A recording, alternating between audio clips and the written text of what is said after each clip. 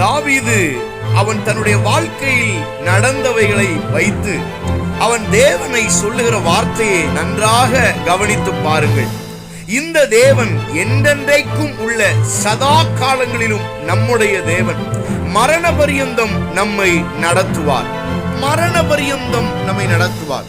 நம்மோடு கூட திருமண வாழ்க்கைகளை கைபிடித்த நம்முடைய கணவன் நம்மை விட்டு பிரியலாம். நம்முடைய மனைவி பாதியிலே நம்மை விட்டு பிரியலாம். நம்முடைய பிள்ளைகள் தேவையானது அவர்களுக்கு கிடைத்த உடனே நம்மை கை உதறி தள்ளிவிடலாம். இருப்பேன், நான் உனக்காக கடைசி வரை இருப்பேன் என்றவர்கள் நம்முடைய கைகளை விட்டு போகலாம்.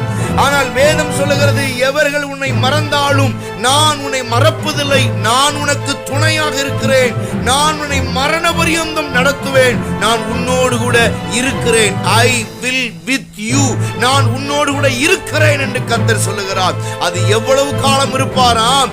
மரண பரியந்தம். நீ சாகிற வரை உனக்கு நான் துணை இருக்கிறேன், சாகும் வரை நான் உன்னோடு கூட இருக்கிறேன், உன்னை பேர் சொல்லி அழைத்திருக்கிறேன், நீ என்னுடையவன், நீ என்னுடையவள் என்று கர்த்தர் சொல்லுகிறார். யார் இல்லாட்டாலும் இருந்தாலும் பரவாயில்ல, கர்த்தர் உங்களோடு கூட இருக்கிறார். அவர் எப்படி இருப்பாரா? மரண பரியந்தம் உன்னை நடத்துவார். இந்த காலவேளையில நீங்கள் யாரும் இல்லை என்று வருத்தத்தோடு, கலக்கத்தோடு, கண்ணீரோடு, தனிமையிலே நீங்கள் இருந்தால், இன்றைக்கு கர்த்தர் உங்களுக்கு, ஆண்டவர் உங்களுக்கு சொல்லுகிற வார்த்தை, நான் உன்னோடு கூட இருக்கிறேன், நீ தனிமையானவள் அல்ல, நீ தனிமையானவன் அல்ல, நான் உன்னோடு கூட இருக்கிறேன் மரண பரியந்தம். தேவனுக்கு மகிமை உண்டாவதாக. ஆமென், ஆமென்.